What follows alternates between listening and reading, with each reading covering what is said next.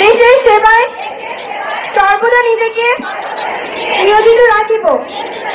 দেশের প্রতি অনুবেশের একতা ও সংহতি বজায় রাখিবার জন্য সর্বদা প্রয়াসরত থাকিব।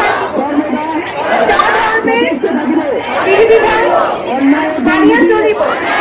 হে প্রভু, আমাকে শক্তি দিন, আমি যেন বাংলাদেশের সেবা করিতে পারি, বাংলাদেশকে একটি শক্তিশালী ও আদর্শ রাষ্ট্র হিসেবে গড়িয়া তুলিতে পারি এবং হাতিমারা উচ্চ মাধ্যমিক বিদ্যালয় সুনাম উত্তরোত্তর বৃদ্ধি করিতে পারি।